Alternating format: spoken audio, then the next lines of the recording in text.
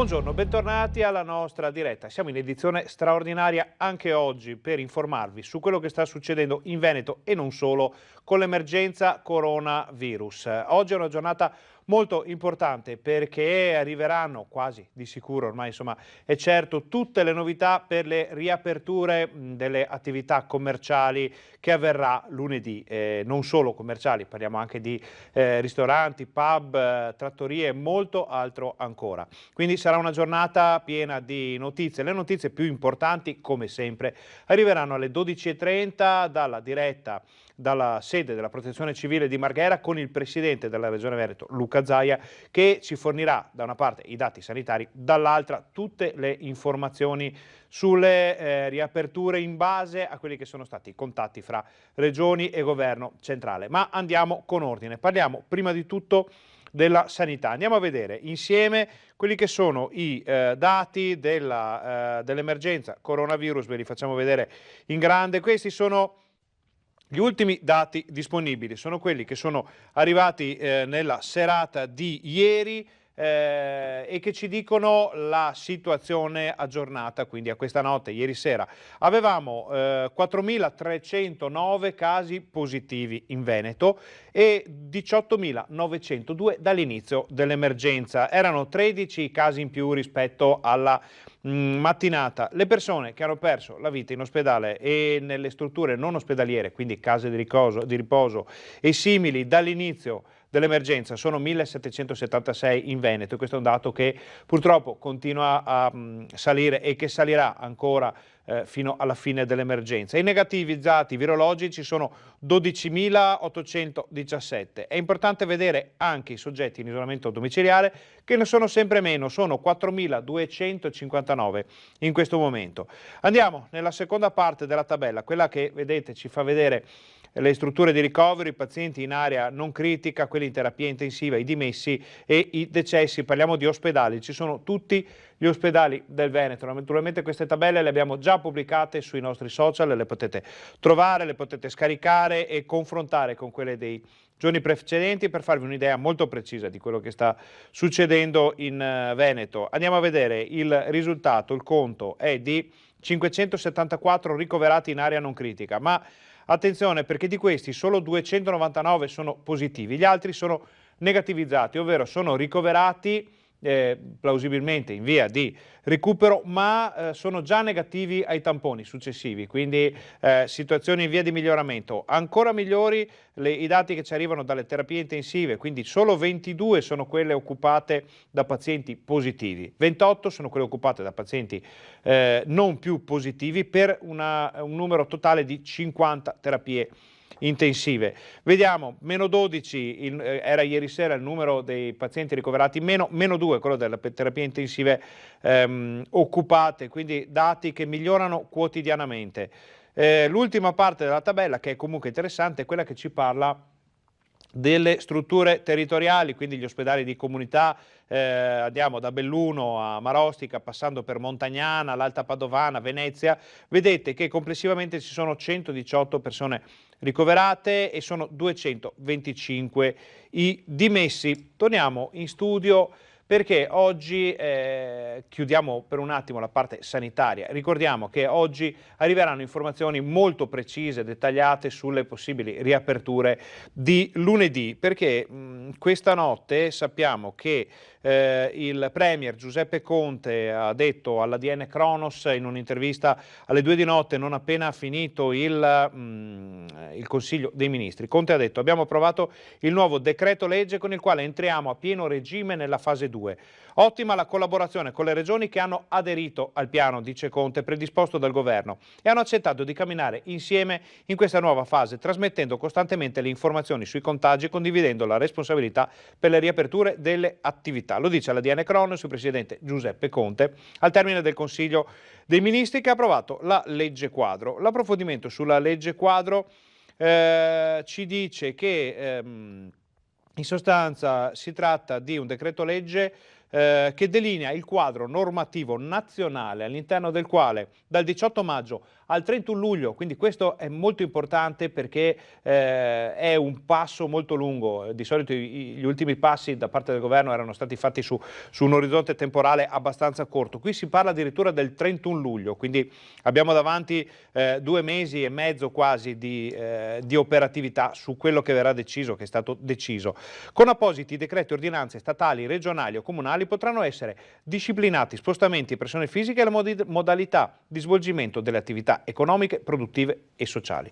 Ripetiamo, fino al 31 luglio saranno valide le opzioni che verranno varate a braccetto, possiamo dire, dal governo, dalle regioni, ma anche parliamo di comuni che potranno emanare eventuali ordinanze per disciplinare spostamenti e modalità di svolgimento di attività economiche, produttive e sociali. È molto molto importante tutto questo, ma riteniamo che sia ancora più importante vederlo collegato a questo documento che vi facciamo vedere ora. Chiedo a Fabio Verin, dalla nostra regia, di farvelo vedere. Questo è il documento che la Conferenza delle Regioni e delle Province Autonome ha stilato per le riaperture. Vedete, nuovo coronavirus, linee di indirizzo per la riapertura delle attività economiche, produttive e ricreative. Qui c'è tutto, ci va. Vi faccio vedere la lista, naturalmente scopo e principi generali, vedete si spiega il perché di un documento di tale importanza, poi noi ve lo abbiamo già messo a disposizione sui nostri social, quindi lo potete scaricare in forma integrale in PDF, stamparlo, vederlo già da Facebook e anche dal nostro canale Telegram dove è caricato da questa mattina. Quindi vediamo la lista delle attività che sono state inserite. Le schede tecniche si riportano nelle sezioni di schede tecniche tematiche relative ai principali settori di attività, redatte tenendo in considerazione le priorità condivise, ovvero le priorità che le regioni e le province autonome di Trento e Bolzano hanno portato avanti in modo condiviso per cercare di normare quella che sarà la riapertura della ristorazione, attività turistiche e soprattutto balneazione, strutture ricettive, servizi alla persona, quindi parrucchieri, estetisti, commercio al dettaglio su aree pubbliche, altro argomento fondamentale perché parliamo di mercati, fiere e mercatini degli hobbisti che finora erano stati clamorosamente snobbati dalla normativa. Uffici aperti al pubblico, piscine, palestre, manutenzione del verde, musei, archivi e biblioteche. Questo è praticamente tutto quello che si era chiesto al governo di poter tornare ad aprire. Le fabbriche sono già aperte. Con questo si riapre praticamente tutto. Tutte le indicazioni portate nelle singole schede tematiche, dice questo documento, devono intendersi come integrazione alle raccomandazioni di distanziamento sociale, igienico, comportamentali finalizzate a contrastare la diffusione del Covid in tutti i contesti di vita sociale. Ve lo facciamo scorrere lentamente, tanto perché capiate, sono 18 pagine di schede tecniche. Per esempio la ristorazione, ci sono tutte le informazioni su come dovranno fare i ristoratori, quindi da una parte l'informazione sulle misure di prevenzione per i clienti, la misurazione della temperatura corporea, necessario avere a disposizione prodotti igienizzanti. Parliamo di prenotazioni obbligatorie per chi va a mangiare, quindi bisognerà prenotare. Poi vediamo, questo è un dato importante, 1 metro di separazione fra i clienti, anche questo è fondamentale perché si era parlato di 2, addirittura 4 metri, quindi normative che potevano ammazzare, scusate il termine, la ristorazione, soprattutto per chi, come succede spesso in Veneto, non ha grandi spazi a disposizione. Spazi esterni, quindi plateatici, sappiamo che i comuni hanno fatto delle scelte importanti sui plateatici, sempre nel rispetto del distanziamento. I tavoli dovranno essere disposti in modo tale che le sedute garantiscano il distanziamento interpersonale, anche qui consumazione al banco consentita, questo è importante, solo se può essere assicurata la distanza interpersonale di almeno 1 metro fra i clienti, quindi si potrà ritornare a consumare al banco, cosa che non facciamo più ormai da mesi, ma con delle precauzioni. Il buffet, ci dimentichiamo i buffet, perché non si può garantire quella che è la sicurezza sanitaria, personale, ricambio d'aria, la cassa, vedete c'è proprio tutto quello che deve succedere. Addirittura ci sono le eventuali considerazioni di regioni che, per esempio la Campania ritiene che la distanza di 1 metro vada calcolata dal tavolo, quindi se i governatori hanno deciso di far mettere questa postilla vuol dire che ci sono state delle discussioni, vedete, attività turistiche, poi torniamo a vederle con calma, le vediamo tutte quanti perché sono importantissime, sentiremo anche cosa ci dirà Luca Zaia su questi argomenti, quindi pare che finalmente ci siamo. Torniamo in studio e facciamo un breve riassunto, come facciamo ogni giorno, delle puntate precedenti. Andiamo a risentire quello che il presidente della regione Luca Zaia aveva detto, parliamo dell'ultimo punto stampa ufficiale, che è quello di ieri, quello che Luca Zaia aveva detto sulle trattative in corso, sulle possibili riaperture, proprio per capire anche rispetto a quello che verrà detto oggi, dopo l'emanazione del decreto legge, di queste linee guida condivise fra le regioni per le riaperture di lunedì. Sentiamo cosa aveva detto. Il provvedimento, come annunciato, ma non abbiamo visto il testo, dice che possiamo applicare linee guida regionali, però fatto salvo ovviamente il rispetto delle linee guida nazionali. E ovviamente qui si apre il dibattito, cosa vuol dire fatto salvo il rispetto delle linee guida nazionali? L'INAIL non ha fatto delle linee guida dicendo se vai in spiaggia deve stare distante dal tuo vicino di ombrellone, metti i metri.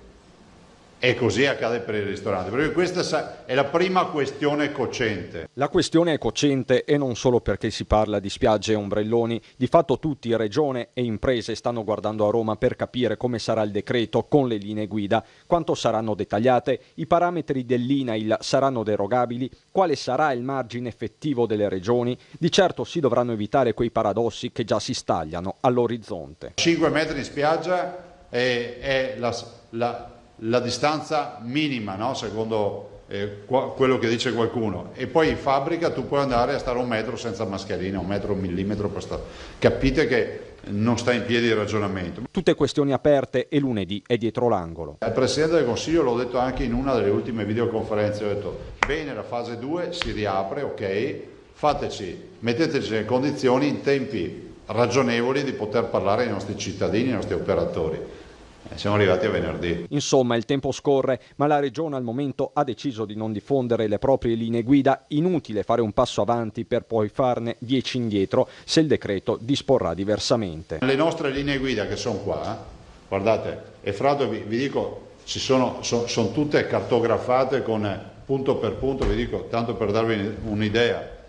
Linee guida per ristorazione, attività turistiche, balneazione, strutture ricettive, servizi alla persona, parrucchieri, estetisti eccetera, commercio al dettaglio, uffici aperti al pubblico, piscine, palestre, manutenzione del verde, musei, archivi e biblioteche, avanti così. Cioè qua abbiamo tutto. Tutto dipenderà da come poi verrà scritto il decreto che interpreta questa visione. Ma la ripartenza va pensata a 360 gradi, dai negozi agli aeroporti. Abbiamo un aeroporto che è in totale sofferenza, il sistema aeroportuale di Venezia, che comunque Venezia, Treviso, Verona, per quanto riguarda il Veneto, è in assoluta sofferenza. L'interconnessione del Veneto è fondamentale dal punto di vista economico sia per il turismo che per le attività produttive. Un Veneto che non riesce a interconnettersi è un Veneto che non fattura.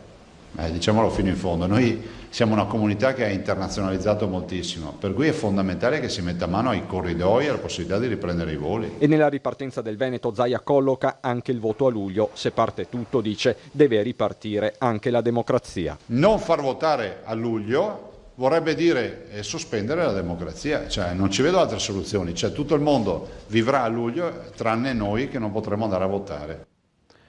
Questa era l'ultima conferenza stampa di Luca Zaia, che sarà fra meno di mezz'ora qui sul canale 18 su Rete Veneta in diretta dalla sede della Protezione Civile di Marghera. Lo avremo anche sulla nostra pagina Facebook in diretta streaming e naturalmente anche sulla pagina reteveneta.it per permettere anche a chi non ha la TV o ha la TV impegnata o magari non riceve il nostro canale perché abita lontano dal Veneto di poter vedere tutta la conferenza stampa, tutta la parte della nostra diretta in edizione straordinaria. Parlavamo prima del decreto varato questa notte, stiamo guardando in questo momento la Gazzetta Ufficiale, non c'è ancora niente, non è ancora stato pubblicato niente, quindi quando poi ci sarà la pubblicazione in Gazzetta Ufficiale ve ne daremo conto. Finora si tratta di annunci, si tratta di conferme che è stato approvato il nuovo decreto legge, però non abbiamo ancora le conferme definitive dal punto di vista proprio della normativa, quindi aspettiamo anche di capire cosa ci dirà Zaia su queste informazioni. Ora noi facciamo una brevissima pausa pubblicitaria, ma state con noi perché torniamo fra pochissimo.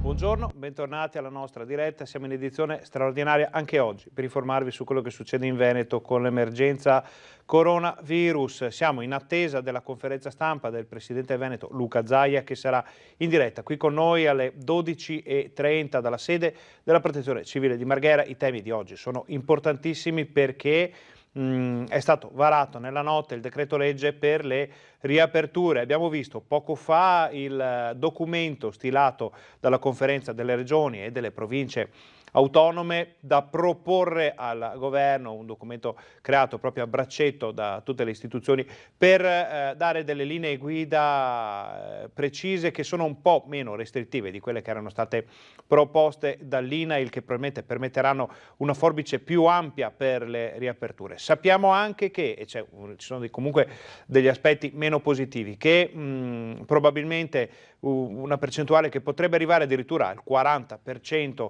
delle attività non riapriranno in questo momento perché magari preferiscono aspettare di capire cosa succede più avanti, perché non hanno i mezzi né economici né fisici, lo spazio o i dispositivi per poter riaprire subito. Sono molti anche quelli che non riapriranno mai più, soprattutto nell'ambito della ristorazione, bar, pub. C'è chi ha deciso in questo momento di grande difficoltà di chiudere i battenti definitivamente, quindi sì, si riparte da lunedì, ma è chiaro purtroppo che perderemo per strada alcuni pezzi del nostro prezioso tessuto diciamo commerciale, ma anche dal punto di vista degli esercenti. Sappiamo anche che il governo dovrebbe aver riservato per sé l'opportunità di intervenire immediatamente nel caso in cui i dati sanitari dovessero volgere improvvisamente al peggio a causa di un'eventuale recrudescenza dell'epidemia coronavirus. Quindi il governo potrebbe ritornare a fare delle scelte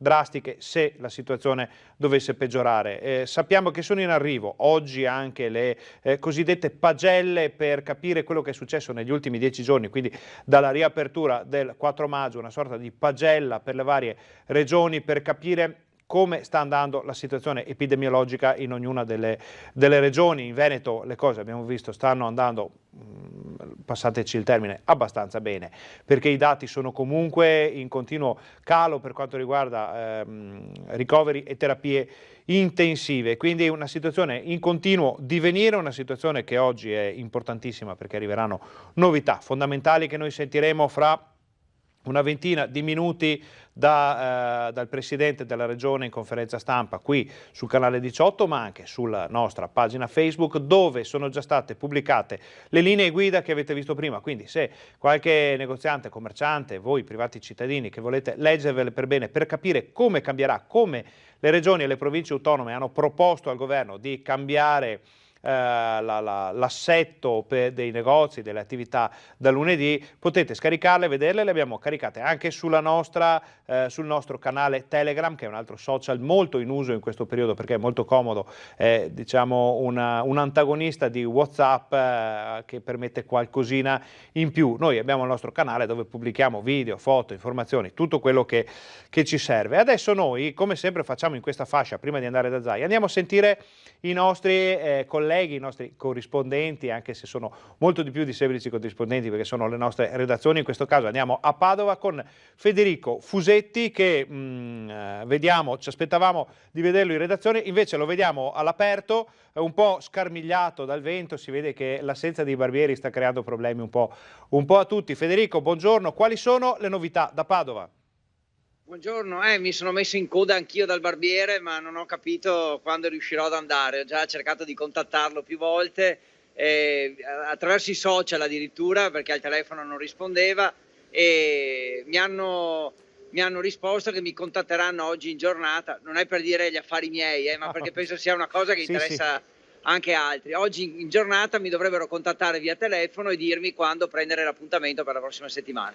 Detto questo, sono alla Stanga, che è una delle zone più trafficate di Padova, e infatti forse l'audio non sarà ottimo, ma vedete alle mie spalle ogni tanto passare le auto. Direi che siamo a livello di traffico quasi normale qui, molte auto, anche parecchi mezzi pesanti, quindi credo che lunedì ci sarà l'ultimo colpo e il traffico tornerà immagino a livello quasi pre-Covid. Sono qui alla Stanga perché torno da Albignasego, periferia sud di Padova, dove sono andato a visitare, si fa per dire, una scuola, perché in realtà le scuole sono chiuse, ma è una scuola dell'infanzia, quindi un asilo nido di Albignasego, che è stato aperto per un po' di manutenzione, è affiliato alla FISM, che è una delle associazioni più importanti d'Italia. Parliamo, se non ho capito male, a livello veneto di 100.000 famiglie che aderiscono a questa associazione. Questo di Padova sono andato a vederlo perché mi sono reso conto di quanto triste sia e desolato sia vedere le scuole vuote. Il motivo qual è? Che fino a ieri eravamo tutti convinti che i centri estivi e asili avrebbero riaperto a breve anche in Veneto. Poi, questa era la linea che avevano seguito anche i responsabili, tanto che ormai stavano preparando gli ultimi dettagli. Se non che ieri sera pare ci sia stata una vera doccia fredda, in quanto dal governo è arrivato un rinvio, non si aprirà più lunedì per quanto riguarda asili e centri estivi, perché evidentemente il governo vuole prima un parere definitivo del Ministero della Salute e dell'Istruzione, quindi un attimo fermi, aspettiamo. E quindi sono rimasti molto spiazzati anche i dirigenti di queste scuole, di queste associazioni.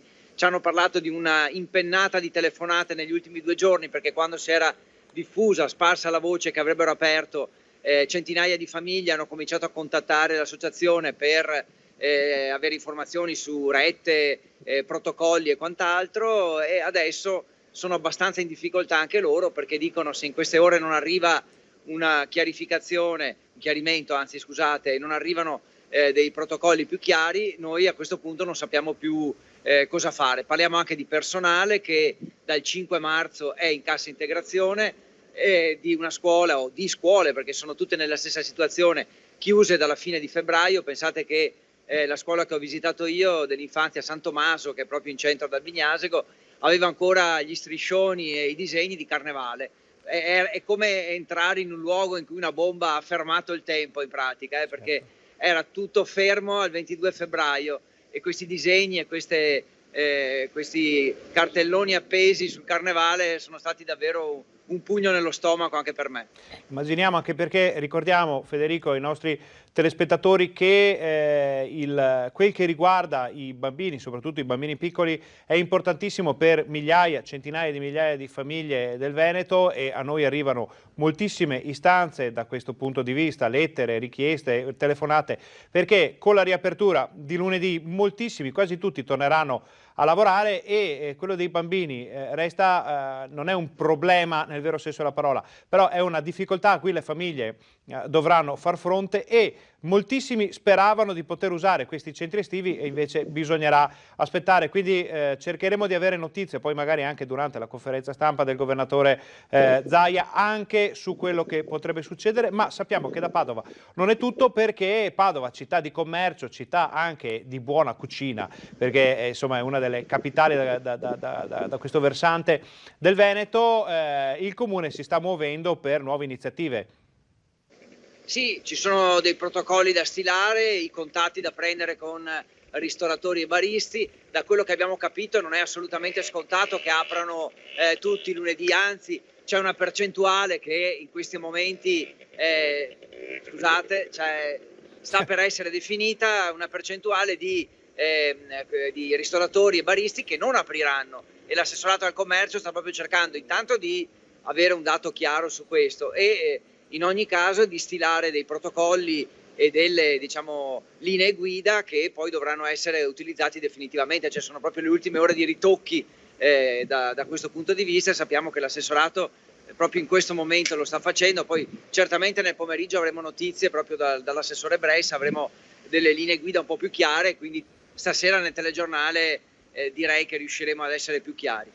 Benissimo, allora ringraziamo Federico Fusetti da Padova, lo lasciamo scarmigliato al vento ad andare a caccia delle ultime notizie per informarci su quello che succederà nelle prossime ore, sicuramente frenetiche anche dal punto di vista del commercio. Lo ringraziamo per queste importanti novità, anche e soprattutto quelle che riguardano i bambini e le famiglie. Avete sentito una doccia fredda per chi pensava da una parte di poter ricominciare a lavorare, parliamo anche di un indotto abbastanza importante, dall'altra per molte famiglie che speravano di poter avere qualcuno che li aiutasse nella gestione, diciamo così, della prole, cosa che potrebbe creare qualche difficoltà ulteriore nei prossimi giorni con le riaperture complessive. Questo era il punto della situazione da Padova. Noi torniamo invece a parlare di commercianti e siamo andati in centro storico a Bassano, città anche quella di commercio, di turismo e anche di tempo libero, per sentire i negozianti come si stanno preparando alla riapertura. E siamo pronti perché il 18 si riapre, allegria. Felicissimi, speriamo che vada bene, assolutamente, dai, che Dio ce la mandi buona. Beh, noi siamo pronti per l'apertura, stiamo aspettando Zaia cosa ci dirà. Una rosa rossa su ciascun tavolino, un segno di speranza per un ritorno alla vita. Si respirava un'atmosfera frizzante tra gli esercenti delle centralissime piazze di Bassano. Questa mattina, dietro vetrine già illuminati dei negozi ancora chiusi, dietro le serrande semi-abbassate, era tutto un brulicare di attività. Gli ultimi interventi di pulizia ed allestimento prima di riaprire i battenti. Finalmente. Sono stati 2 mesi difficili perché tutti eravamo molto ansiosi a casa, in una situazione nuova e molto oscura. Però siamo tutti pronti ad accogliere i nostri clienti perché con grande entusiasmo e vitalità siamo qua per proporvi tutte le nostre cose stupende. Cosa state facendo proprio in queste ore? Stiamo disinfettando tutto, ci diamo di candeggina e di disinfettanti a tutto spiano. Noi vogliamo riconquistare la fiducia e la serenità dei nostri clienti. Vogliamo porci in un modo ovviamente diverso da prima. Non è più una questione di business, è proprio una questione di rapporti. Vogliamo partire da questo. Siamo veneti, siamo abituati a lavorare e rimboccarsi le maniche e a riprendere, quindi fiducia ce n'è molta. Questo era un po' il punto della situazione dal centro storico di Bassano, ma questo vale un po' per tutte le città e le cittadine del Veneto. Avete visto comunque qualcuno ancora senza mascherina, sono comportamenti che si spera prima che poi supereremo tutti, anche perché se vogliamo ritornare a fare una vita simile a quella di prima, che non sarà mai più quella di prima, dovremo abituarci almeno alla mascherina e probabilmente anche ai guanti, con un uso però molto particolare, quindi cambiarli spesso, usarli nelle situazioni giuste. Ci sono delle cose alle quali dovremo abituarci, la mascherina è una di queste, l'obbligo di mascherina nei negozi sarà imprescindibile, quindi vedere qualcuno che si fa intervistare ancora senza mascherina è il segnale che forse dobbiamo fare ancora un po' di strada tutti quanti assieme. Torniamo a parlare di un settore, quello della cura della persona, che avrà grandi difficoltà, grandi problemi nel ritornare a regime e nella puntata di Focus del nostro direttore Baccialli è intervenuta una parrucchiera che ha fatto un po' il punto della situazione. Noi siamo prontissime, le clienti anche, solo che avevamo necessità di avere informazioni un po' più precise e anche in tempistiche migliori, insomma, quindi c'è stata praticamente la corsa agli ultimi acquisti, agli ultimi dispositivi di protezione individuale, anche quelli che in genere dopo non venivano utilizzati, quindi visiere piuttosto che altre cose tipo la mantella per il taglio monouso, cose che prima non venivano utilizzate, le abbiamo comprate senza che ci fossero delle disposizioni vere e proprie, ma solo con senso di responsabilità. Ma io sono ottimista di natura E in questi 2 mesi ho lavorato molto sulla comunicazione, sono stata molto vicina ai miei clienti, le ho sentite oggi, quindi questa giornata è stata completamente dedicata a loro, alle consulenze online, e non vedono tutte quante l'ora di venire a farsi belle da noi, quindi io sono ottimista. L'ottimismo è un po' il fil rouge di tutto quello che sta succedendo in queste ore. Dopo mesi, settimane di chiusura, sono moltissimi i commercianti, gli esercenti, gli artigiani che vogliono tornare a lavorare. Come lo sapremo solamente fra oggi e domani, forse un po' in ritardo, come ha un po' criticato la politica veneta nei confronti del governo centrale di Roma, magari qualche giorno in anticipo si poteva anche fare, però insomma l'importante è arrivare a lunedì con il nostro tessuto, il nostro comparto commerciale, le nostre trattorie, i nostri ristoranti, i bar, tutti pronti a riaprire. Non si sa più o meno come, ma non si sa ancora quale sarà la risposta della popolazione dopo mesi di lockdown. Chi tornerà a fare spese, chi tornerà in bar, chi tornerà a mangiare al ristorante con le nuove regole. C'è grande incertezza verso il futuro, però sentire che gli operatori dicono che sono ottimisti, insomma, ci fa ben sperare per quello che succederà nei prossimi giorni. Noi vi ricordiamo che alle 12:30 sarà qui con noi sul canale 18 in diretta dalla sede della Protezione Civile di Marghera il Presidente del Veneto Luca Zaia con il suo punto stampa quotidiano, nel quale avremo tutti i dati sanitari aggiornati a questa mattina e tutte le informazioni dal Veneto per quanto riguarda riaperture, novità, commercio, tutto quello che succederà, anche la riapertura delle frontiere, la riapertura degli spostamenti fra regioni, tutto quello che riguarderà la vita quotidiana di ognuno di noi, sia sul lavoro che nel tempo libero. Quindi informazioni fondamentali, perché il lunedì si ricomincia a vivere con una vita, lo ripetiamo ancora una volta, diversa da quella di prima. In questo momento noi facciamo una brevissima pausa, state con noi, ritorniamo fra pochissimo.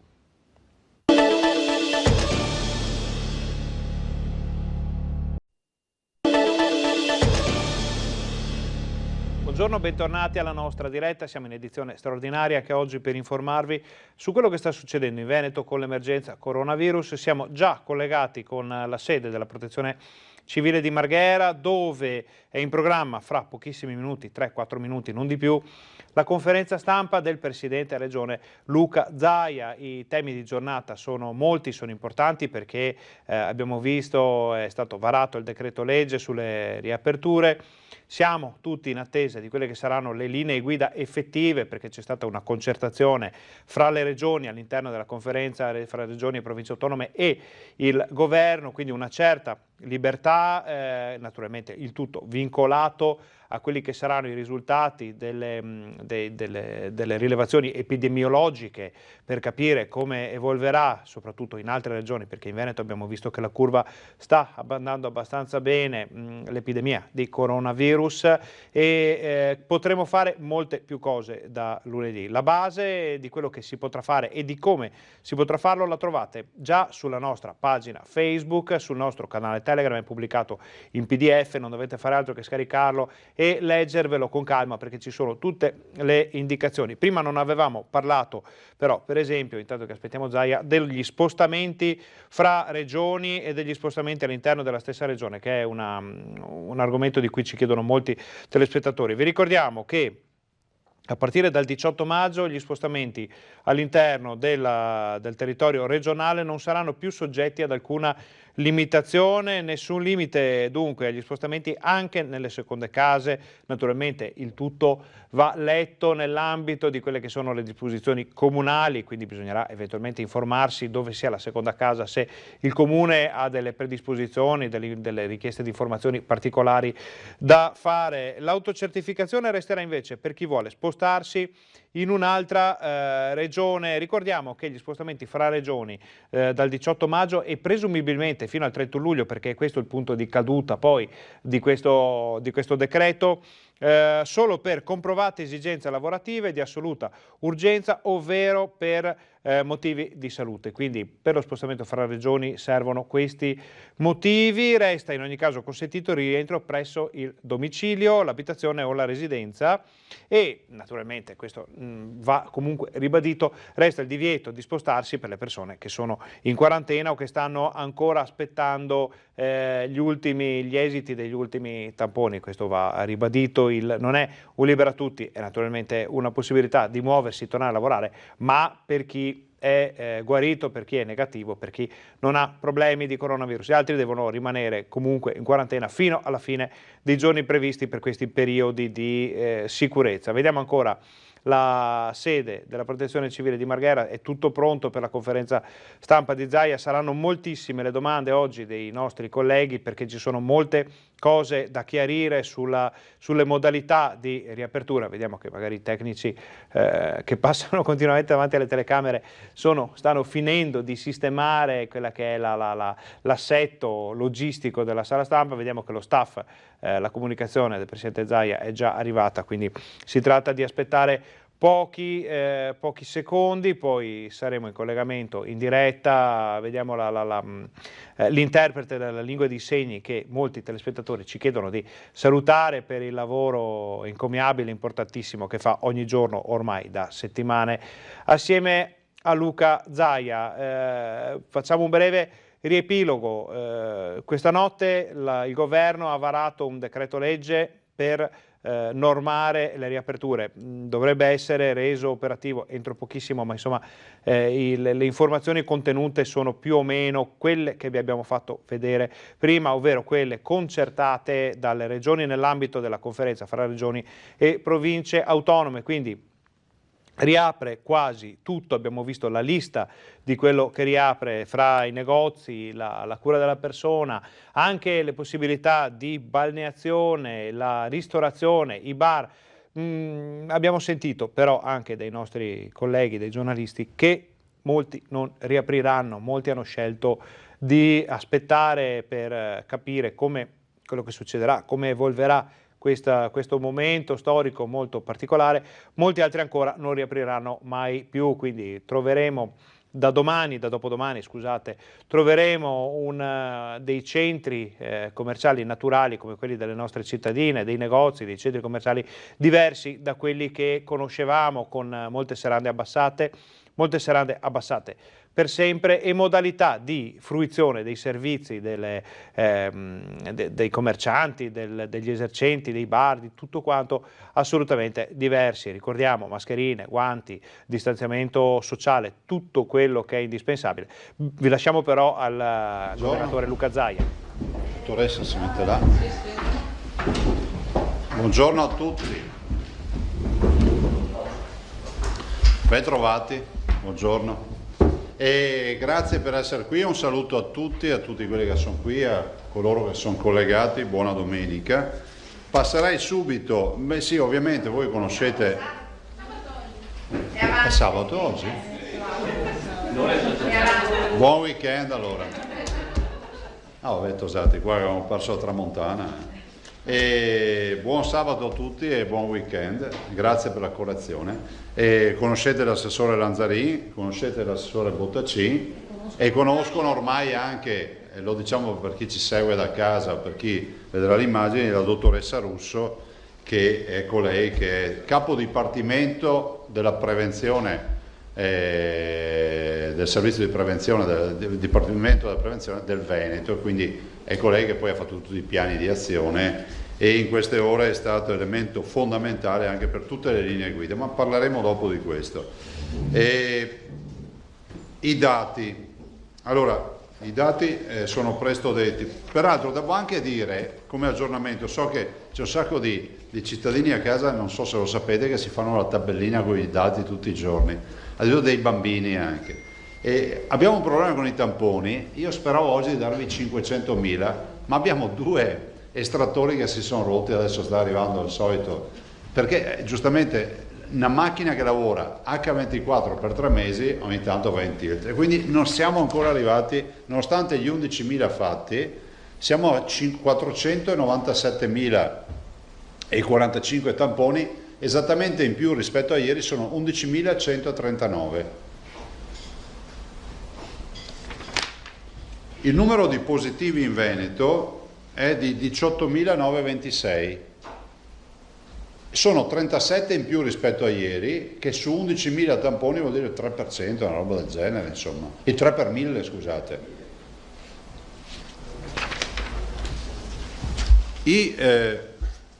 I casi in isolamento sono 4.196, vedete che stanno scendendo drasticamente. Se voi pensate su 7 province, quando 7, 14, 21, 28, sono sui 600 per provincia in isolamento, più o meno, meno 63 rispetto a ieri. I ricoverati sono sempre di meno, 618, peraltro qui sono 26 meno rispetto a ieri, e sono 2,90 di positivi dei 618 e 2,80, sì, la differenza, quello che fa, di negativi, cioè vuol dire che metà dei ricoverati sono anche negativizzati, quindi per i dati nazionali non sono Covid. Le terapie intensive, eccolo qua, 48, meno 6, si stanno, diciamo, velocemente svuotando, abbiamo 20 positivi e 28 negativi, 48 persone in terapia intensiva, che questo è già dato vecchio, vedi stamattina sicuramente ci sono state delle dimissioni ulteriori. I morti purtroppo sono 1312, sono più 13 in ospedale e 1781 in totale, quindi morti coronavirus ad oggi sono 1781. I dimessi sono 3161, ne abbiamo dimessi anche ieri 19. I nati, come voi avete capito, nel fine settimana salgono 106. No, perché fanno il parto programmato, no? Quindi questa notte sono nati 106 bimbi. Considerazioni. Allora, ieri è stata una giornata campale, una giornata, quindi ringrazio tutta la squadra che ha lavorato, a iniziare dagli assessori Nazzarin e Bottacin, perché anche Bottacin, anche se la protezione civile poi si occupa di tutte queste robe di sanità, nel senso dati, robe, insomma c'è una squadra, no? E ovviamente la dottoressa Russo e tutti, Parmigiani, l'avvocato Botteon, insomma tutti quelli che lavorano nella squadra. Anzi, se l'avvocato ci sente, so che ci sente, può anche venire giù, e così almeno lo ringraziamo e lo salutiamo. Allora, il dato che abbiamo è un dato incoraggiante. Noi da quel famoso 4 maggio, scusatemi, noi da quel famoso 10 aprile è la fine del lockdown, no? Lo dico spesso, in quella giornata col DPCM si autorizzarono le aperture delle prime imprese, i famosi codici Ateco, no? Che tutti noi abbiamo conosciuto, le deroghe e i silenzi assensi, cioè le auto in strada le abbiamo viste riapparire dal 10 di aprile. Dal 10 di aprile ad oggi, se fate un conto, sono 36 giorni. Dal 10 aprile ad oggi sostanzialmente abbiamo avuto tutti i giorni con tutti gli indicatori in calo. Nonostante questo, il 4 maggio, che la definirei la data, diciamo, della quasi totale apertura, vi ricordate 2 lunedì fa ormai, il 4 maggio l'apertura, 1.200.000 veneti scendono in strada e escono dall'isolamento quantomeno dalle restrizioni. Ecco, da quel 4 maggio continuiamo a calare. Vi ricordate che quel giorno vi ho detto, era domenica 3 maggio, quella sì era una domenica, vi dissi guardatevi i 2 dati e domani ve li porterò, delle terapie intensive e dei ricoveri, e poi ci rivedremo, perché se quei dati aumentano, la dottoressa Russo ci dice come facciamo a aprire ancora, e lì abbiamo avuto un calo drastico. Li vedremo i 2 dati domani mattina. Ecco qua anche l'avvocato Botteon, che ringraziamo, che poi il materiale estensore dei provvedimenti giuridici sta lavorando peraltro all'ordinanza che abbiamo già di fatto impostato, ma già da qualche giorno. Allora continuiamo col calo. Alla luce di tutto questo voglio dire, facciamo un passo in più. Voi sapete che abbiamo ormai da giorni, se non da settimane, detto per noi si può aprire. Ringrazio il lavoro fatto con tutti i colleghi ieri, un lavoro positivo, è iniziato ieri mattina presto, ma già avevamo iniziato i giorni precedenti, e la Regione ha portato in dote le sue schede. A me spiace, io ho letto da qualche parte, ma non mi ricordo più, di qualcuno che diceva che io non presentavo le schede perché non ce le avevo. Fate un'intervistina ai miei colleghi, domandate chi ha portato le schede. E sono schede che addirittura la dottoressa Russo penso che alcune le abbia fatte più di un mese fa, perché noi avevamo coscienza che prima o poi bisognasse aprire. Tanto è vero che, se vi ricordate, vi dicevo sempre, noi in via Prudenziale le nostre linee guida ce le facciamo, perché non si sa cosa accadrà fra un mese quando si dovrà aprire, vi dicevo. Tanto è vero che la dottoressa con il suo staff del Dipartimento Prevenzione le ha fatte, cercando di codificare le linee guida per ogni comparto, no? La spiaggia, il ristorante, il bar, la parrucchiera, il barbiere, il centro sportivo, la palestra, la piscina, il museo, il teatro, e anche quelle che magari molti ignorano, i campeggi e molto altro ancora.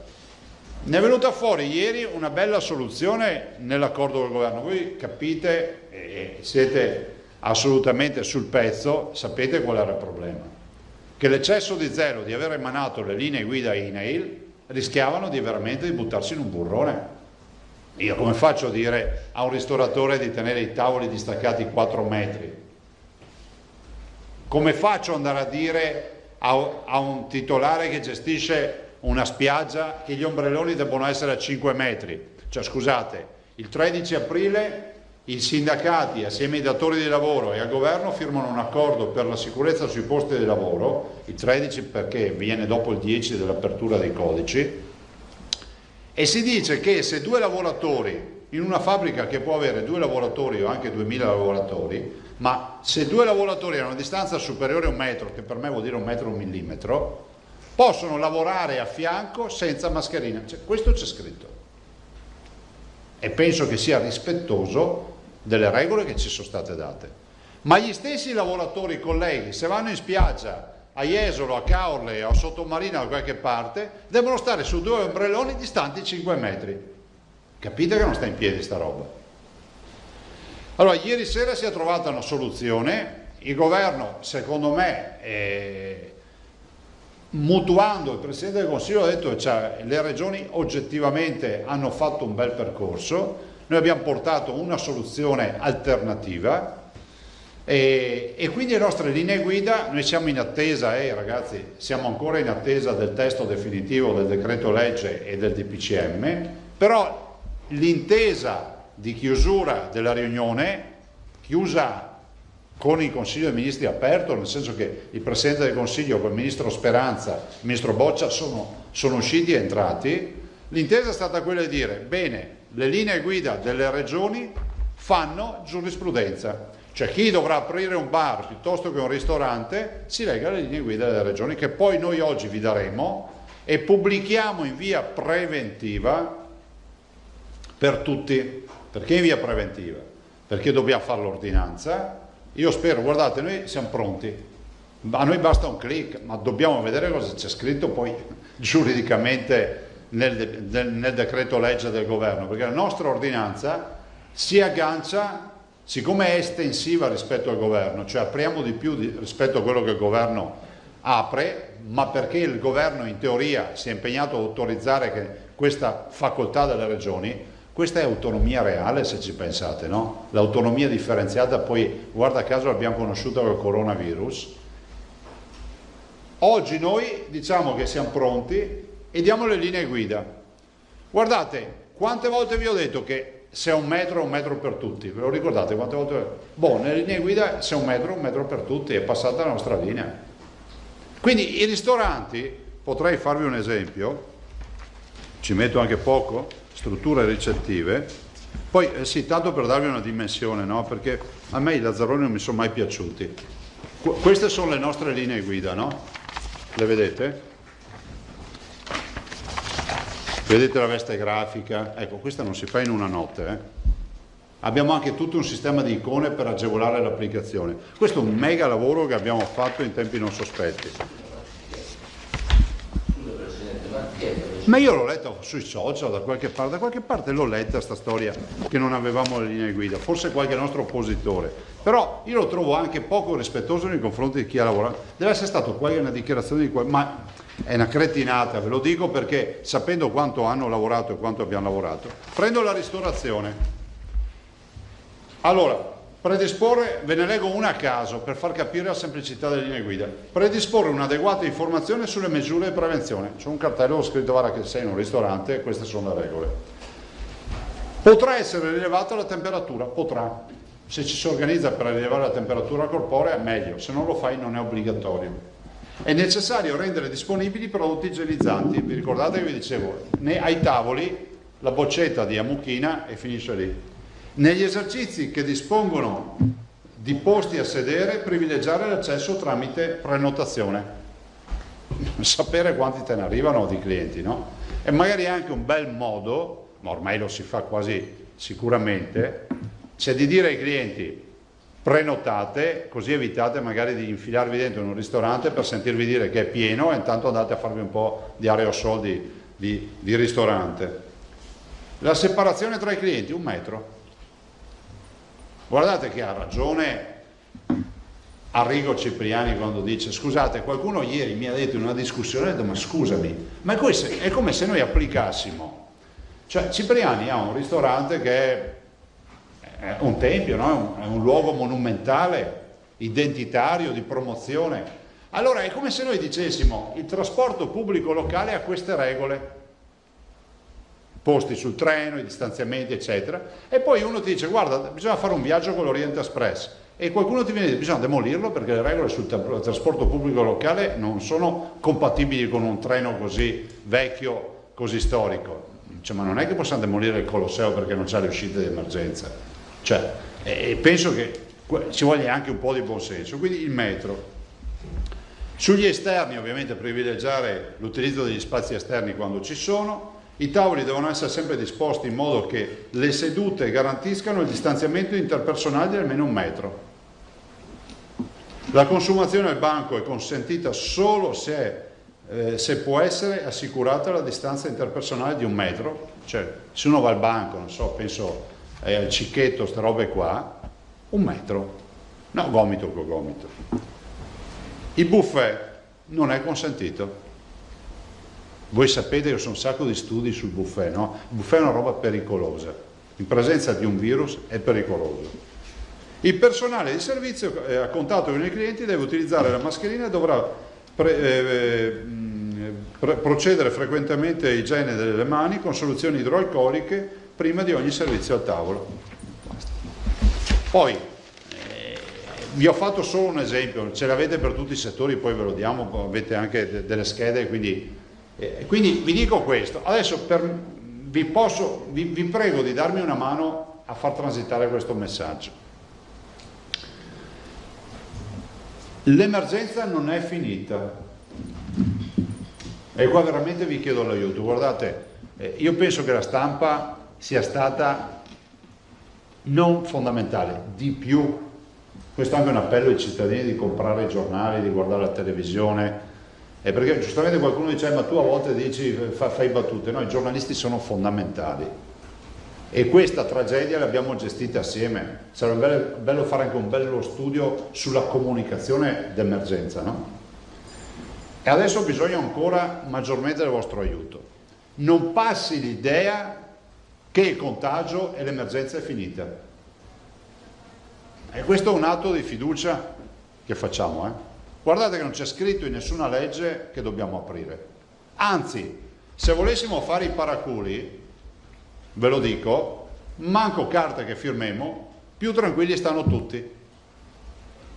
Io che firmo l'ordinanza e mi assumo la responsabilità, che non ho paracadute, la dottoressa Russo, che un giorno qualcuno gli potrebbe dire ma tu hai scritto le linee guida, ma potevi mettere 10 metri di distanza in un ristorante, tanto rischi di meno. L'assessore Lanzarin che ha seguito tutte le trattative, l'assessore Bottacin che ci ha seguito in questa partita e tutti noi. E io vi dico, l'emergenza non è finita, è un atto di fiducia, perché i veneti sono persone per bene, però i veneti devono fissarsi in testa una roba, che noi passiamo la responsabilità dall'ospedale, cioè dal luogo della cura, all'individuo, al cittadino. Se il cittadino si comporta male, non porta la mascherina, non rispetta le regole, fa il fenomeno, la responsabilità ripassa all'ospedale, perché tornano a salire le terapie intensive, tornano a salire i ricoveri, tornano a salire i morti, si torna alla reinfezione. Per colpa di qualcuno si rischia di non far credito più a nessuno, per colpa di qualcuno si tornerà a chiudere tutto. Guardate che questa non è un'ipotesi fantasiosa, La Corea ha avuto la reinfezione, la Cina ha avuto la reinfezione, la Germania ha avuto una coda di focolaio proprio la scorsa settimana. Riusciamo a dimostrare che come l'abbiamo gestita bene in questi 85 giorni, la gestiamo bene anche nella fase 2, che è quella più pericolosa della reinfezione. Ci vuole così tanta fatica a portare una mascherina? E ancora, invochiamo tutti i diritti, no? Se avremo diritti per tutto, invochiamo tutti il senso di comunità, invochiamo tutti il senso di responsabilità, ormai ci indigniamo davanti a qualsiasi roba, ma è possibile che non riusciamo a dimostrare la civiltà nel portare una mascherina? O no? Guarda che qui ci giochiamo il futuro di questa comunità, abbiamo 50.000 posti di lavoro persi, se non si portano i dispositivi finisce male. E non si dica, guardate che non è stato facile pensare di riaprire i ristoranti, non è stato facile fare questa battaglia, però non possiamo neanche morire di inezia, di non attività, no? I nostri imprenditori, i nostri lavoratori sono andati in piazza con civiltà a chiedere di poter lavorare. E quindi noi con l'ordinanza di domani, oggi, stasera, qualche ora quando arriverà, vi daremo comunicazione, vogliamo dare appunto questo senso di responsabilità, ma chiederlo fino in fondo. Io sono solo preoccupato del fatto che attività come la ristorazione, la somministrazione, le attività turistiche e le strutture ricettive in generale, i servizi della persona, barbieri, parrucchieri e quant'altro, manutenzione del verde, musei, archivi, biblioteche, rifugi alpini, campeggi, sempre tutti i gusti. Noi ci mettiamo la faccia e io anche la firma. Però ragazzi, questa rischia di essere una roulette russa. Ieri un giornalista mi diceva: ma che immagine daresti? Ma guardate, pensate di essere in un scenario di guerra, dove il tuo nemico non c'ha un mitragliatore pieno di cartucce, perché il contagio è sceso tanto, ma c'ha un proiettile, però un cecchino, è uno che sa a mira. Quindi non serve che ti arrivi una mitragliata, basta che ti prenda giusto, c'è quello il virus. Dietro all'angolo si nasconde sempre il virus. Cioè, dico ai veneti, non sottovalutate sta roba. Le spiagge le apriamo, cioè noi le vogliamo aprire subito. Qualcuno dice: ma cosa serve? Non ci sono turisti. Bisogna cominciare dal movimento anche all'aria fa economia, nel rispetto, e in maniera tale che tutti si possano programmare per i clienti, per fare le promozioni, perché bisogna ritornare a vivere. Ovvio è che ci vuole l'aiuto di tutti. Domande ragazzi? Poi vi diamo il materiale. Facciamo il solito giro da sinistra verso destra. Ah sì, mi ricordava l'assessore Lanzarini, noi siamo stati quelli che hanno inserito anche lo 014, cioè i ragazzi. Vi ricordate che vi dicevo approfittiamo? Allora, onestamente, vi dico com'è andata. Ieri sera è stata stralciata, perché c'era questa nostra proposta.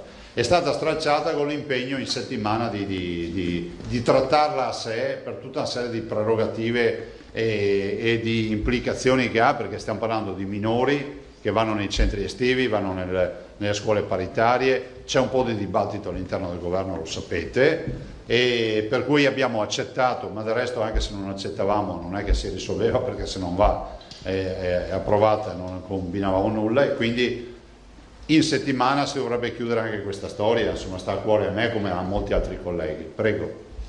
Allora Filippo Tosato, poi mi si prenota, mi fa un segno con la mano. Buongiorno Presidente. Ciao. Allora, per dare magari un po' di chiarezza agli operatori, insomma, ma anche alle persone, ai cittadini, abbiamo capito bene che il decreto legge e il DPCM del governo è atteso in giornata e immediatamente dopo lei firmerà un'ordinanza, questo è il percorso. Certo. Ecco, nel DPCM sono già contenute sostanzialmente le linee guida della conferenza delle Sono regioni. recepite. Sono recepite, Sì. ecco. Quindi quello che io vi consegno, a prescindere da tutto, secondo le intese, a meno che non sia una sorpresa, sono le istruzioni per le attività. Non si prenda paura, c'è un foglietto per ogni attività, che sono tante. Quindi... Ecco, quindi insomma diciamo che gli operatori, i cittadini, i consumatori possono già ispirarsi a queste linee guida. Sì. A partire da lunedì mattina. Sì, con una premessa che dobbiamo vedere il testo, perché se questi hanno, magari è successo patatrack in Consiglio dei Ministri. Come ho visto ci sono dichiarazioni, insomma praticamente commenti che danno già per... Ecco, diciamo che le linee guida delle regioni sono state accolte in maniera pressoché integrale? Sì. E sono uguali per tutta Italia? Sì. Ecco. Perché sembra di capire che la svolta sia stata un po' questa, no? Cioè riuscire ad arrivare a una posizione comune, compatta delle regioni. Ma fatica zero. Fatica zero. Zero, quando ci avete messo? Niente. Niente. Ma peraltro la base sono le linee guida del Veneto, l'ombrellone sono 10 metri quadri con 3 per 3,5. Sì, c'era anche regioni che non avevano linee guida, ci ricordiamo anche questo. Non sugli ombrelloni, in generale. Praticamente le linee guida del Veneto, anzi del Dipartimento Sanità della dottoressa Russo, insomma della Sanità Veneta, sono state adottate come base da parte sono state una base del lavoro, dopodiché vi ricordate quando mi dicevano perché non le dai? Perché ad esempio io già immaginavo che ci sarebbe stata un'omogeneizzazione, perché viene logico da pensare. Ho detto, allora vi faccio un esempio, c'era chi metteva 12 metri quadrati per ombrellone, chi metteva 10, chi metteva 14, perché poi è inevitabile, in base alle spiagge che hai fai tutti i tuoi calcoli, e quindi ho evitato di buttare fuori i numeri che poi sarebbero stati, ma sono stati pressoché tutti confermati, e se non sono stati confermati perché c'è stato qualche elemento migliorativo che noi abbiamo velocemente raccolto. Che cos'è che è rimasto in canna ancora, diciamo? Sono rimasti in canna, sì, sono rimasti in canna, guardate, le grandi aggregazioni, i parchi, ad esempio i parchi, il Gardaland, Carnival World e tutte queste realtà, e le sale gioco, il tema mi ero anche fatto una lista, discoteche, sale da gioco, parchi divertimento, infanzia e ragazzi, vi ho detto prima, e tutto il tema delle giostre e degli spettacoli viaggianti. Temi che vogliamo affrontare col governo in questa settimana, sperando anche qui di proporre delle linee guida che accettino, anche per poter aprire quest'ultimo, diciamo, contingente di attività che sono proprio la coda finale, no? Sale gioco, discoteche, parchi di divertimento e alcune attività che vi ho citato. Io avevo una domanda per la dottoressa Russo, non so se la posso fare. Certo. Ecco.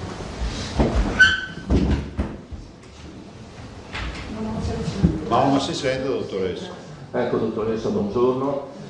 Lei è stato riconosciuto, diciamo, universalmente il merito di aver riorganizzato la rete epidemiologica anche su base delle aziende sanitarie, con tutto quello che ne è conseguito in termini poi di prevenzione, di monitoraggio e anche di anagrafe del contagio, insomma, quindi tutto si può dire, direi, ma non che sia lassista.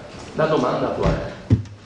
Se le linee guida INAIL ispirate dall'Istituto Superiore di Sanità prevedevano 4 metri di distanza, facciamo un esempio, tra tavoli del ristorante, mentre le sue linee guida consentono 1 metro di distanza, come si spiega quella differenza? Sono troppo severi loro o è troppo di manica larga lei? Diciamo intanto che questa distanza interpersonale di 1 metro non è un'invenzione mia, ma è distanza riconosciuta a livello internazionale come distanza che garantisce o meglio evita la trasmissione attraverso le goccioline, quindi la trasmissione droplet. Quindi questa è la distanza minima interpersonale che ci deve essere nell'ambito di tutti gli ambienti, che sia un ristorante, che sia un negozio, che sia insomma quando ci troviamo per strada. Quindi questa è una distanza di garanzia che è riconosciuta a livello internazionale. Io adesso non so perché l'INAIL abbia scritto 4 metri di area per, diciamo, che deve circondare il soggetto e perché abbia messo altre distanze, probabilmente in una visione ancora più cautelativa. Con le regioni noi abbiamo proposto questa distanza, tutte le regioni hanno accettato questa distanza, anche perché, come diceva il Presidente, già in incontri precedenti questa distanza era stata portata come distanza di sicurezza per tutti i lavoratori, anche quelli che lavorano in catena di montaggio. Tutti quelli che lavorano per 8 giorni, che quindi stanno per 8 ore e che stanno l'uno accanto all'altro, devono mantenere questa distanza minima. Quando non possono mantenerla devono utilizzare, per motivi di lavoro, devono utilizzare la mascherina. Nelle nostre indicazioni che sono contenute ci sono delle situazioni che aumentano questa distanza e sono per esempio nelle palestre, quando si fa un'attività fisica intensa, sia per agevolare i movimenti ma sia perché il respiro e quindi gli atti respiratori che aumentano potrebbero essere insomma più disperdenti, eventualmente goccioline, pertanto la distanza si porta a 2 metri. L'estetista che fa un lavoro di pulizia del viso e quindi è vis-à-vis non usa la mascherina normale ma utilizza un FFP2, quindi non è una questione solo di buonsenso, è una questione scientifica. Noi dobbiamo garantire in base alle nostre conoscenze quelle che sono le misure più corrette.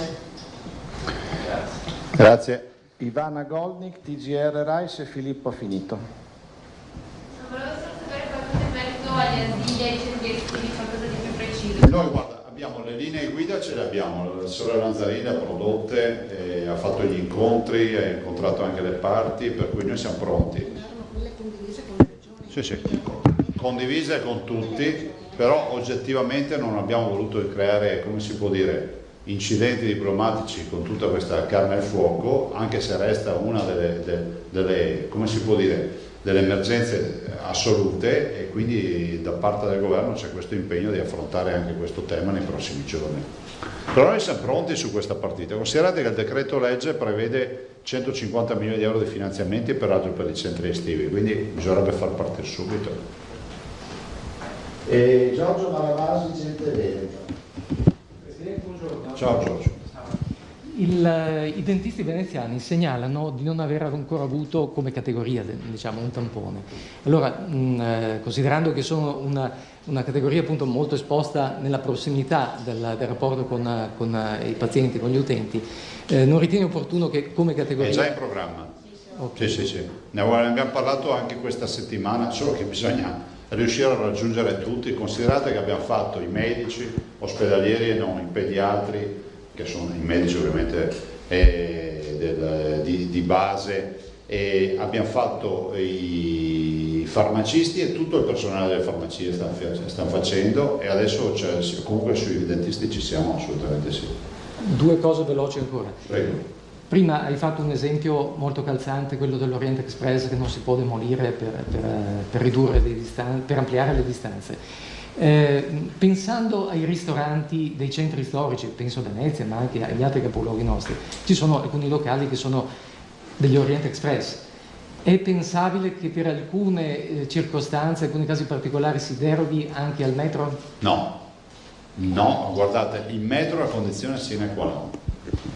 E noi abbiamo detto, stamattina ho incontrato tutti i direttori, i quali fra l'altro faranno un punto stampa nelle ULS lunedì mattina alle 11 per dare un po' anche le informazioni di giornata, il primo giorno di apertura, e ho detto noi nel rispetto dell'autonomia dei controllori, però si fa un'attività anche di accompagnamento, di consulenza entrando nelle aziende, però sotto il metro non si discute. Cioè, noi non è che quando tu scendi deroghi abbiamo messo 3 regole in tutto, no? Il metro, l'igienizzazione, la temperatura. Se ci pensate sono queste le 3 regole. Però se uno deroga al metro vuol dire che non ha capito nulla. Cioè, a me spiace, però sotto il metro capite che abbiamo un problema allora che cade tutto il palco, cioè il metro. Dettaglio tecnico relativo a parrucchiere, barbieri. Sì. La distinzione sarà, il criterio sarà tot persone per metro quadro del locale o per postazione?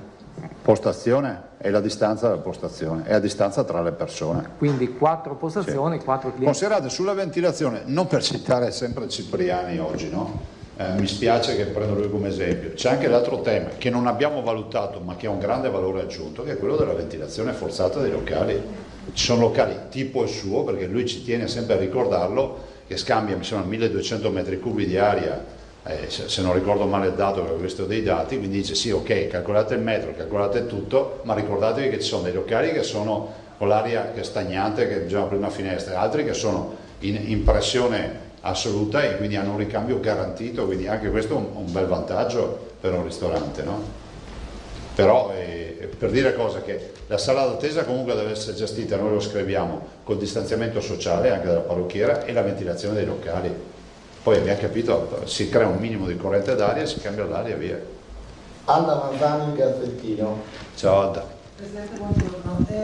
Ho domande tecniche. Prego. Quindi le schede dell'INAIL finiscono in cestina?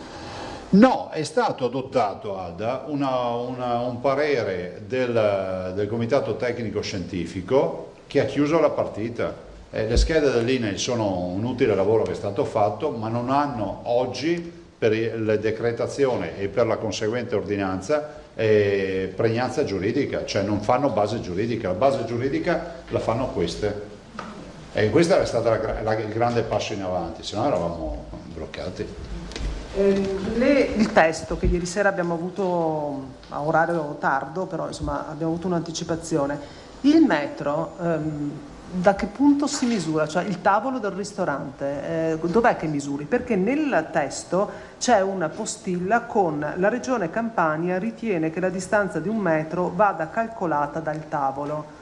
Per cui chiedo... Allora, facciamo rispondere al tecnico, che così non dicono che me la sono inventata io. La distanza è interpersonale, quindi la distanza tra persona e persona, tra la mia schiena e quella della schiena del soggetto che mi sta dietro.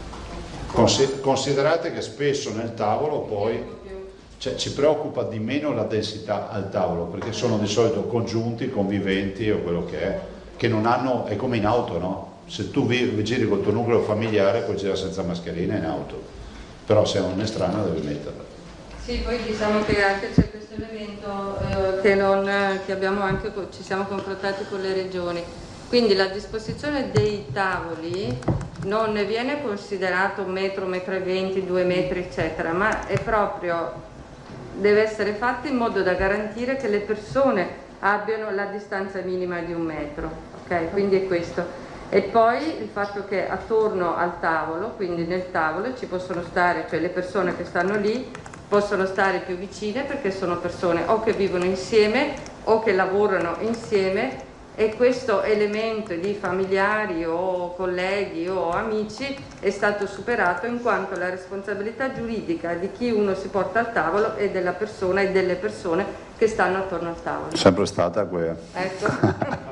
E i locali, qualsiasi locale, anche i gestori delle spiagge, hanno l'obbligo di tenere i nomi e cognomi delle persone che si sono avvicinate, che sono entrate per 14 giorni. Quindi io vado, sono tra virgolette schedata, nel senso che se dovesse succedere qualcosa poi vengo contattata. Ma avremo una sorpresina a metà settimana. Cioè? Non posso anticipare niente, perché poi stiamo lavorando a una soluzione anche per questo. Comunque al momento è così. Quindi Sì, è così e resterà così. Bar, qualsiasi cosa, devo dare nome e cognome e recapito. Diciamo che dove è possibile, quindi al ristorante, che a prendere un caffè, insomma il tempo bisogna considerare anche il tempo che uno trascorre nella struttura. Certo, ma ristorante e centri estetici sì. Presso dove tutti i posti, non è obbligatorio ma è raccomandato fortemente che in tutti gli esercizi dove è possibile registrare il numero delle persone che si sono presentate e tenerli lì, non li devono comunicare a nessuno. Non è obbligatorio. Non è obbligatorio ma non vengono trasmessi, li tengono lì per 14 giorni. Se no mi crea tanti di quei incidenti. No, lo spiego, non vengono trasmessi, non è obbligatorio. È consigliato di tenerli perché nel momento in cui si dovesse verificare un caso abbiamo il modo servizio di risalire. Il pubblico li chiede e quindi noi abbiamo la possibilità di rintracciare i contatti, quindi è una forma di salvaguardia per chiunque frequenta quell'ambiente. Noi se non succede niente non vengono trasmessi a nessuno e l'esercente li butta via. Ma guardate, banalmente se si prenota restano i nomi di quella giornata, sì, punto. Cioè non vorrei che qualcuno dicesse c'è il grande fratello controllo. No, andremo a chiedere al gestore, c'è un focolaio, siccome è passato di qua, ci ha detto è venuto a cena da te, dici quella sera chi c'era. Cioè. Ma salvo i prenotati, scusa, raccoglierli è obbligatorio o facoltativo? Raccomandato. Ok, io invece ho un'altra domanda che era già stata affrontata in passato, però secondo me con le linee guida che oggi ci rendete noto diventa ancora di attualità e riguarda le mascherine di cui parlava la dottoressa Russo, le FFP2 per le estetiste o comunque certo. Per chi ha a che fare con un lavoro molto vicino al cliente. Nel testo, lei non l'ha detto, ma c'è scritto senza valvola. Può spiegare una volta per tutti ai cittadini che tipo di mascherina va usata, se la valvola è consigliata, se la valvola è pericolosa e altro? Ne prendiamo una, c'è Federico? Ve la facciamo portare nel frattempo, prego dottoressa. Diciamo che la valvola non è necessaria in questo caso. La valvola viene utilizzata nelle mascherine che si utilizzano in ambito ospedaliero, in alcuni reparti per determinate dove gli operatori sanitari svolgono determinate attività e dove questo filtro rappresentato dalla valvola è un'ulteriore protezione nei confronti dell'operatore. Invece nel caso in cui utilizziamo un FFP2 senza la valvola, quindi senza questo elemento aggiuntivo, noi garantiamo comunque una protezione maggiore per quanto riguarda il soggetto, quindi l'estetista che fa questo lavoro faccia a faccia con l'utente, però non c'è la trasmissione del proprio respiro, quindi della propria aria nei confronti della persona su cui sta lavorando. Perché la valvola dal flusso in uscita non è entrata, in poche parole. Quindi, e chiudo, i cittadini normali va bene qualsiasi mascherina senza valvola? Sì. Anche questa? Sì. Antonella Prigioni, Emiliano, Rete 20. Buongiorno Presidente. Ciao. Adesso ho capito bene, la responsabilità passa in mano ai Presidenti di Regione, cioè rispondete sempre comunque voi o il Governo si mantiene qualche... No. La responsabilità è in capo a chi firma l'ordinanza e quindi al sottoscritto. A livello comunitario è in capo a ognuno di noi, perché se non rispettiamo le regole, lo dico perché patti chiari e amicizia lunga, cioè i cittadini sanno che questa è una sfida, siamo un team, no? Una partita dove c'è una squadra e vince la squadra o perde la squadra in questa partita. Conferma lo scudo INAIL per la responsabilità dei datori di lavoro in caso di contagio? Al momento non ne abbiamo notizia, ci sono circa 30.000 cause di lavoro per contagio Covid sul posto di lavoro, ma non è previsto dal decreto il fatto che il contagio Covid possa essere elemento di infortunio sul lavoro, per cui non ho informazioni. Prego. Emiliano. Perdonate se torno sull'argomento, però buongiorno, è veramente spinoso. Conosciamo tutti, siamo qui da più di 2 mesi, sappiamo benissimo il lavoro fatto per la riapertura dei GRES, degli asili. Vi chiedo, cosa ha bloccato, cosa vi è stato contestato? Perché sappiamo bene che loro stanno per chiudere e ci sono state proteste qui davanti. Sappiamo che le famiglie devono tornare al lavoro e sono quindi ormai in appoggio, si sa, dai nonni. Poi successivamente le chiedo anche, Presidente, ne approfitto, se ci sono novità in ambito per i supermercati e per i mercati all'aperto, insomma, se si è estesa la possibilità dei banchi e quindi... No, guardate, sui mercati all'aperto ti dico già, Emiliano, che noi abbiamo intenzione di procedere, però vi ripeto ragazzi, voglio vedere il testo definitivo, che poi qualcuno domani non dica Zaia ha detto cazzate, siccome cerchiamo di non dirne, anche se qualche volta le diciamo, perché in mezzo a tutto questo flusso di informazioni. Allora, noi siamo pronti, se mi chiedete qual è il mio pensiero sui mercati, di aprirli, punto, con delle regole. Dopodiché lasciateci vedere il testo del DPCM. Per quanto riguarda esatto, sì, ovviamente le regole sui mercati sono già nel testo che vi diamo. Attenzione, noi vi diamo le linee guida, non vuol dire che questo diventa ordinanza, vi diciamo tutto quello che abbiamo prodotto, quindi se qualcuno vuole attrezzarsi, uno fa il mercato e dice boh, mi serve le mascherine, mi serve i guanti, mi serve il gel, boh. Invece per le scuole il vero tema qual è? Che è stato ritenuto un comparto che assieme ai parchi di divertimento, ai grandi assembramenti e le discoteche hanno bisogno di avere un approfondimento sulle linee guida. Noi abbiamo lasciato agli atti le nostre, è stato preso un impegno che per prima debba essere risolta la partita delle scuole dei 0-14. Noi abbiamo presentato 0-6 e 6-14 peraltro, sto parlando dell'età dei bimbi.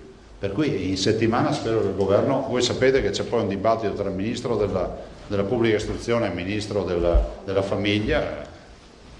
Ma Presidente, si teme l'infezione dei bambini, quindi torniamo alle varie opinioni scientifiche? No, non si è parlato di quello. Guardate, sono delle linee guida, insomma, sappiamo con certezza che rispetto ai bimbi c'è meno possibilità di contagio, questo è un dato di fatto, lo diceva anche il professor Crisanti. Poi capire perché, nel senso che il professore, tanto è vero, sta facendo la mappatura del genoma a tutti i cittadini, quindi i bimbi di Vo, proprio per capire se ci sono degli indicatori su questo fronte. Grazie. Un inciso che ha chiesto Tosato, poi Anna Maria Parisi. Sì, è proprio un inciso. Prego. Ai fini di una divulgazione poi di questi contenuti, l'ordinanza giungerà in giornata, entro la giornata? Guardate, non ve lo so dire. È vero, allora, noi vi diamo le linee guida per fare, diciamo, un passo e mezzo in più rispetto ai 2 passi che dobbiamo fare. Dopodiché l'ordinanza, male che vada, domani mattina viene presentata. Diciamo che avute le linee guida non cambia molto rispetto alle attività da fare, dopodiché l'ordinanza mette in fila giuridicamente tutto. Anna Maria. Buongiorno Presidente. Ciao. E buongiorno a tutti. Per quanto attiene appunto alla riapertura, se ne è parlato da questo vademecum che poi vedremo, è prevista anche un'apertura, o comunque c'è sempre stata, verrà puntualizzato anche in tal senso l'apertura dell'arrivo dei turisti stranieri? La Regione è sempre rimasta aperta? No, guarda, allora, le informazioni che noi abbiamo dal governo, parlando anche ieri sera con il Presidente del Consiglio, è che l'apertura delle frontiere, definiamola così, è dal 3 giugno. Prima, fino alle ore 24 del 2, è tutto chiuso, nel senso che il traffico interregionale tra regioni non è autorizzato.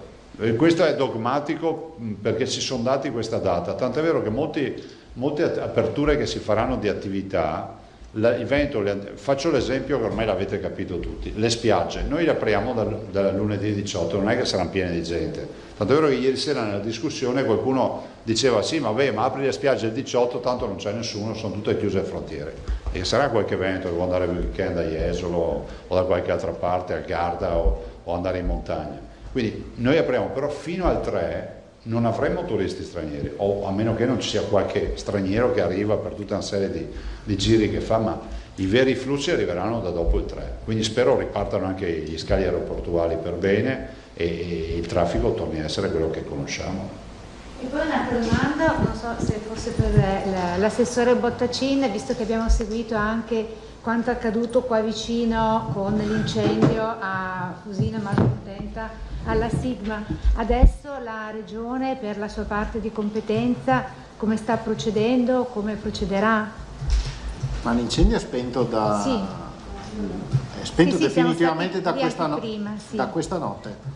perché anche se da fuori sembrava spento ha continuato a bruciare perché c'era una perdita, quindi è andato avanti. Sono riusciti i vigili del fuoco con un'operazione assolutamente eroica a svuotare l'ultimo serbatoio che stava bruciando, quindi il plauso ai vigili del fuoco, e quindi l'incendio è spento. Per quanto riguarda la qualità dell'aria, i primi dati che ha divulgato ARPAV sono positivi, nel senso che non ci sono ricadute e sono stati posti dei rilevatori in varie zone della città, e si sta attendendo il dato sulle diossine perché ha un tempo di laboratorio che ovviamente è il tempo dei reagenti, quindi ancora non si sa. Rimane l'ordinanza di non consumare i prodotti ortofrutticoli. In questo momento è in corso una riunione tra ULSS e ARPAV proprio per valutare questo aspetto, se sbloccare anche questo aspetto. Per quanto riguarda le acque, spesso dell'incendio ci si preoccupa di spegnere l'incendio. Il problema più grosso è quello dopo le acque di spegnimento dove vanno a finire, perché vanno a finire nei canali eccetera, e quindi ARPAV ha intercettato tutto, è stata tutta bloccata. Ieri c'era la marea che cresceva, quindi è stata contenuta e smaltita in depuratore, quindi sono ancora in corso le operazioni di smaltimento, però insomma l'allarme sta rientrando anche da questo punto di vista. Grazie a tutti. Prego, ecco, questa è la FP2, lo facciamo vedere anche a chi ha a casa che magari vuole informazioni. Questa è la famosa mascherina che dovranno portare, che so, le estetiste o coloro che hanno appunto attività dove non si rispetta il droplet, non questa è quella buona, sono tutte e due FP2, solo che questa è il filtro. Dall'interno cosa si vede? Sì, si vede la differenza. Questa non va bene, magari fa più figo girare questo valvolo 8 eccetera, però è questa quella che serve. Prego, altro? Altre domande? Possiamo alla base. Facendo un salto in là, pensando al dopo l'estate, insomma all'autunno, che è la stagione, come dire, per la quale ci si immagina un qualche rischio di recrudescenza, in particolare le terapie che si stanno mettendo a punto, dall'ozonoterapia alla plasmaterapia, ai farmaci sperimentali eccetera, che scenario ci si può immaginare? Tranquillizzante? Ma intanto che non siamo più sprovveduti e diciamo implumi come il 21 febbraio, cioè il 21 febbraio abbiamo iniziato questa avventura con il piano di sanità pubblica del Dipartimento della dottoressa Russo, ma non avevamo le istruzioni. Oggi abbiamo un manuale di istruzioni, sappiamo ad esempio che i cocktail di farmaci funzionano, sappiamo ad esempio che le cure preventive domiciliari con gli antimalarici funzionano, sappiamo ad esempio che anche a livello di terapia alcune scelte che si sono fatte di terapia hanno funzionato, sappiamo che la rete territoriale funziona, sappiamo che abbiamo farmaci sperimentali in sperimentazione, abbiamo 7 protocolli sperimentali, e sappiamo anche che i risultati dall'utilizzo del plasma iperimmune, quindi degli anticorpi neutralizzanti, è assolutamente una frontiera sulla quale dobbiamo investire. Prova ne sia che siamo gli unici ad aver dato avvio alla banca del plasma, quindi noi stiamo raccogliendo, penso siano già arrivate o partite le lettere a tutti i pazienti per raccogliere il plasma. Quindi utilizzeremo, ancora non è autorizzata la cura, siamo in un protocollo sperimentale, però capite, se ce l'autorizzano fra un mese, 2, 3 e abbiamo i magazzini vuoti, non è che ci serve, poi ci serve il materiale, quindi stiamo facendo magazzino. Volevo ricordare a tutti che noi non abbiamo smantellato la rete, abbiamo le terapie installate, le abbiamo tolte dalle sale operatorie. Vi dico una roba solo perché, siccome vedo ogni tanto qualcuno che spiega come funziona la sanità del mondo, noi abbiamo preso le sale operatorie e le abbiamo fatte diventare delle camerate. La tragedia è stata grande, cioè noi abbiamo utilizzato i respiratori del tavolo operatorio, della postazione, e siccome avevamo un paziente in sala operatoria non da operare ma da intubare e l'abbiamo tenuto lì, abbiamo montato altre postazioni, quindi le sale operatorie sono diventate delle sale di terapia intensiva, quindi abbiamo smantellato solo quelle per tornare a fare operazioni chirurgiche, ma il resto noi le macchine abbiamo lasciate installate in giro per gli ospedali. Noi delle 825 almeno 600-700 ce le abbiamo pronte all'uso, in più ne abbiamo anche in magazzino, per cui siamo pronti veramente con l'artiglieria pesante se serve. Abbiamo fatto anche il piano con la delibera già 15 giorni fa. Il Gazzetta delibera.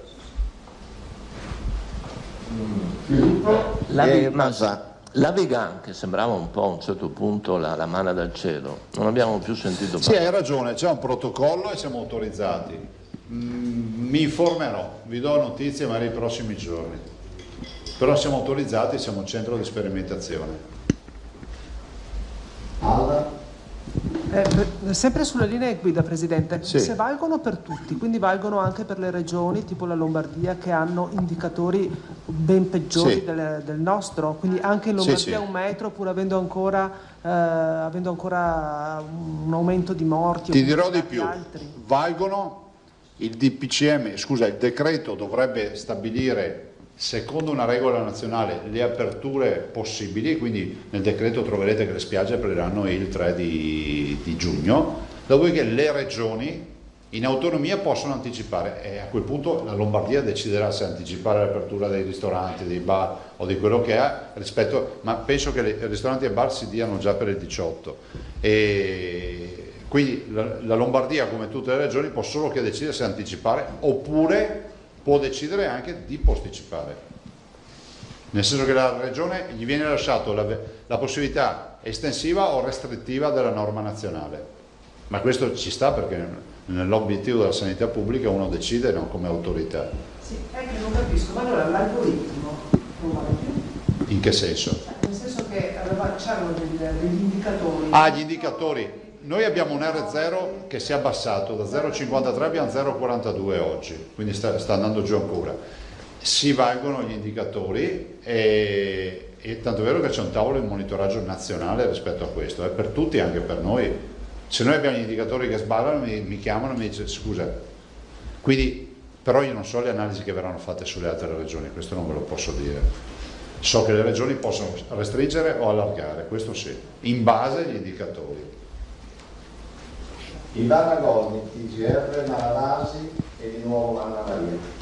No, ritorno su un argomento solo perché è un grande spauracchio, soprattutto per Prego. gli albergatori, turismo e ristoratori, questo della responsabilità penale, che sono queste schede dell'INAIL in merito non solo ai dipendenti ma anche in realtà mi diceva un'albergatrice in merito ai clienti, alle persone. Decade tutto? No, rispetto a questa apertura non c'entra nulla. In generale c'è un decreto che prevede il contagio Covid sui posti di lavoro, ma questa è un'altra roba che non riguarda i clienti, riguarda i lavoratori. Il turista non c'entra nulla, invece se avessimo avuto le schede INAIL sarebbe stato più complicato. Dato che andiamo verso il caldo, ci sono indicazioni nelle guide regionali a proposito del sistemi di condizionamento dell'aria, Sì. sia in termini di appartamenti e residenza che in termini di lavoro, quindi uffici, open space? Assolutamente sì, anche con le manutenzioni da fare e le modalità, perché ad esempio ci sono degli impianti, voi sapete che negli impianti, diciamo quelli moderni, si ricicla almeno il 70% spesso dell'aria interna per il tema del delta di temperatura, per evitare lo spreco energetico. Allora le case sono con il cappotto, quindi non respirano più, in più anche climatizzare recuperando l'aria interna. Voi capite che finché un'abitazione riguarda un nucleo di conviventi, pensate se è un RSA o un ospedale cosa succede, quindi c'è tutta una serie di indicazioni. Ma questo guardate è un tema che abbiamo affrontato, dottoressa, quando ne abbiamo parlato forse 2 mesi fa la prima volta. Basta? No. Anna Maria. Sì, brevemente, questo era uno dei temi che voleva affrontare visto l'arrivo del caldo e più volte lei si era anche aveva focalizzato l'attenzione su questo problema, quello dei condizionatori, sulla giusta manutenzione. L'altra questione invece che riguarda discoteche, teatri, cinema, se ne parlerà, diceva quindi in attesa delle nuove linee guida del governo, parliamo Sì. a giugno, si va a giugno?